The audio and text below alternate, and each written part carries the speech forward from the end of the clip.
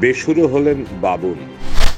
আমি আমার জায়গায় বলতেই পারি যে হাওড়ায় এই ক্যান্ডিডেটটাকে না দিয়ে এই ক্যান্ডিডেটটাকে অন্য কেউ যদি ক্যান্ডিডেট হতো, আমি না, অন্য কেউ যদি ক্যান্ডিডেট হতো, আমি তাতে বেশি খুশি হতাম।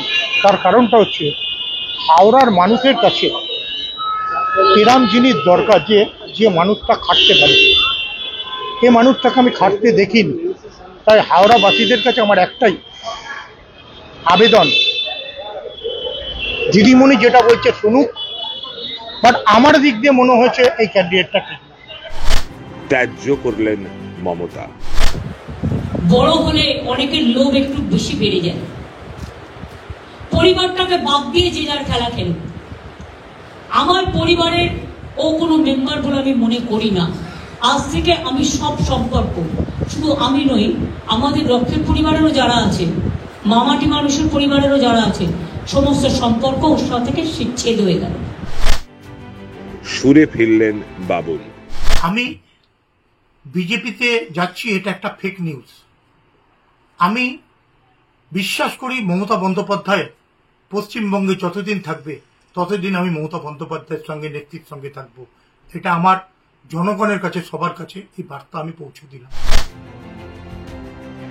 বাবুন ওরফে স্বপন বন্দ্যোপাধ্যায়ের এই ক্ষণিকের বিদ্রোহে আগুন না জ্বললেও একটি স্ফুলিঙ্গ যে তৈরি হলো তাতে সন্দেহ নেই। অন্তত রাজনৈতিক মহলে এমনটাই মনে করছেন অনেকে।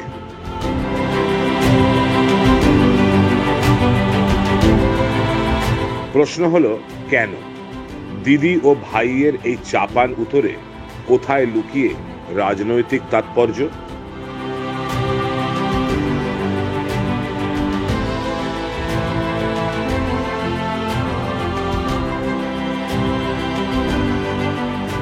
প্রথমত, বাবুল বলেছেন যতদিন মমতা ততদিন তিনি তৃণমূলে।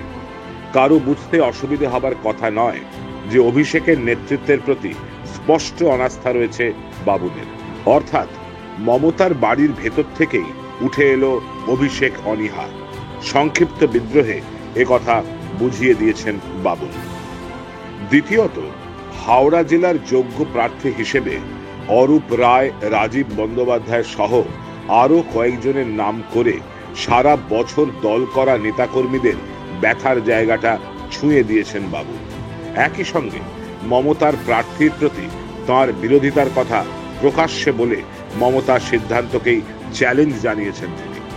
মমতার ঘরের ভেতর থেকে উঠে আসা এই প্রবণতা যদি ছোঁয়াচে হয়, যদি আরো কেউ প্রার্থী অপছন্দের কথা প্রকাশ্যে বলার সাহস জুটিয়ে ফেলেন, তাহলে মমতার অস্বস্তি বাড়বে বই কমবে না।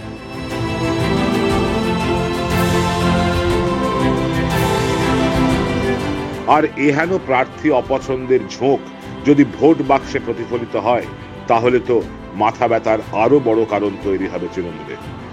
এরকমটাই মনে করছে রাজনৈতিক মহলের একাংশ। চ্যানেল হিন্দুস্তান। বিভিন্ন বিষয়ে ভিডিও পেতে চ্যানেল হিন্দুস্তানের ইউটিউব চ্যানেল সাবস্ক্রাইব করুন www.youtube.com/channelhindustan।